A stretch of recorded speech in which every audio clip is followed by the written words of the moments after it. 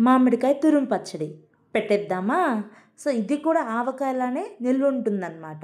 So దానికోసం మనం ఒక 2 పుల్లటి మామిడికాయలు తీసుకొని వాటిని మంచిగా తురిమి పక్కన ఉంచుకుంటాము. తురిమిన వాటిలో ఆవపిండి అనేది ప్రిపేర్ చేసుకుంటాము. అందుకోసం ఆవాలు, మెంతులు యూజ్ చేస్తున్నాం ఇక్కడ. సో వాటిని ఒక పాన్‌లో వేసి బాగా రోస్ట్ చేసి వేపుకుంటాం వీటిని. సో వన్స్ వేగాక వీటిని మనం చల్లార్చుకొని ఒక మిక్సర్‌లో వేసి పౌడర్ చేసుకుంటాము. సో ఆవపిండి అనేది ప్రిపేర్ అవుతుందన్నమాట.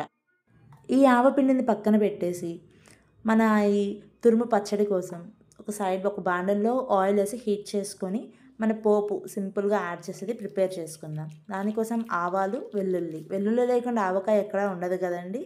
సో అందుకోసం మనం వెల్లుల్లి వేసుకొని అది సైడ్ పెట్టుకుంటాము. ఆయిల్ చల్లారుతది. ఆలోపు మన మామిడికాయ తురుమును ఒక బౌల్లోకి తీసుకొని అందులో ఆవపిండి, కారం అండ్ తగినంత సాల్ట్ వేసి మిక్స్ చేసుకుంటామన్నమాట. ఉప్పు, కారం అనేది మామిడికాయకి పట్టేంత ఆవపిండితో సహా. ఇలా మిశ్రమాన్ని బాగా కలుపుకున్నాక మనం ఏదైతే కాచి చల్లార్చుకున్న ఆయిల్ ఉందో దాన్ని కూడా దీనిలో యాడ్ చేసుకొని ఫైనల్‌గా పచ్చడి అనేది రెడీ అయిపోతుందన్నమాట. సో చాలా సింపుల్ అండి. ఈజీగా సింపుల్‌గా చేసేసుకోవచ్చు ఈ పచ్చడిని. వంట రాని వాళ్ళు కూడా. Trust me.